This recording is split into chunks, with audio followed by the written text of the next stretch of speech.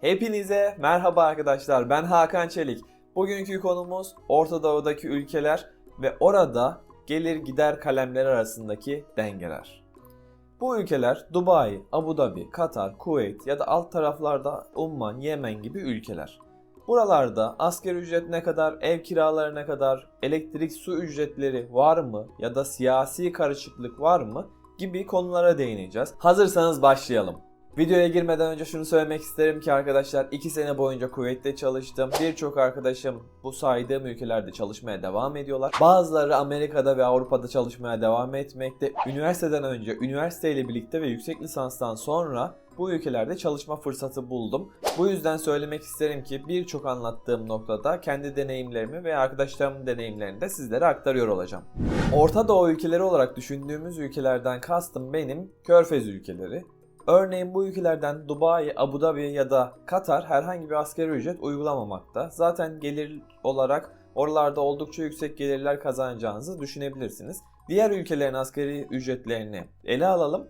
Onlardan daha yüksek olduğunu düşünebilirsiniz. Bu şekilde ilerlesek daha karlı olacaktır. Bu Körfez ülkelerinden en düşük ücreti olan Yemen. Orada herhangi bir asgari ücretten söylemek güç çünkü orada bir iç karışıklık, siyasi karışıklık mevcut. Ama Kuveyt 230 dinardan kesenin ağzını açmakta. Daha sonrasında da Umman gelmekte 250 dinar civarında ve sonra da Bahreyn 300 dinar olmakta. Yaklaşık olarak 20.000 TL civarına geliyor ama kimse burada bu ücretleri kazanmıyor arkadaşlar. Herkes daha fazlasını kazanıyor.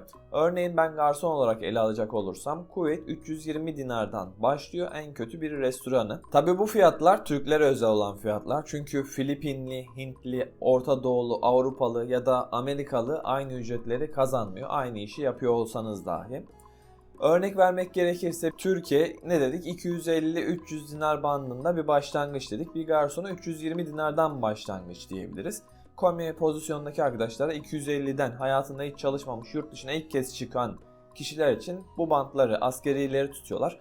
Ama daha önce garsonluk yaptınız, iyi seviyede bir İngilizceniz var, Arapçanız var. O zaman 300 dinarın altında kimse sizi çalıştırmayacaktır zaten.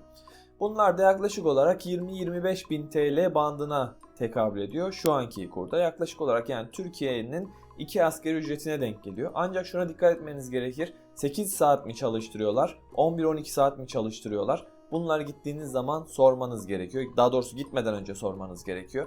Ya da 11 ay çalışacaksınız, 1 ay tatiliniz mi var? Yoksa 12 ay çalıştıktan sonra 1 ay tatil hakkınız mı olacak?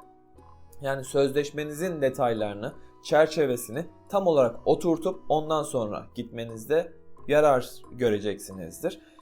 Ücret olarak dediğim gibi bunlar en düşük ücretler. Abu Dhabi, Dubai ve Katar daha yüksek olan ücretler. Gelelim kira olayına. Gelir ne kadar fazlaysa gider de o kadar fazla olacak arkadaşlar. Bunu kesinlikle unutmayın. Örneğin Dubai ve Abu Dhabi'de zaten birçok işletme size bir konaklama vermiyor. Geldiğiniz zaman siz buradan kendiniz bulursunuz diyor. Gelirsiniz bir hafta ben size bir arkadaşınızın yanında kalacak kadar imkan tanırım. Sonrasında kendi evinize taşınmanızı size önereceklerdir, söyleyeceklerdir. Bazı işletmeler zaten veriyor ama birçoğu bu bölgelerde vermiyor. Oteller daha fazla imkan sunuyor ama daha az ücret veriyor. Restoranlar daha az imkan veriyor, daha yüksek ücret sunuyor. Bunlar da değerlendirebilirsiniz.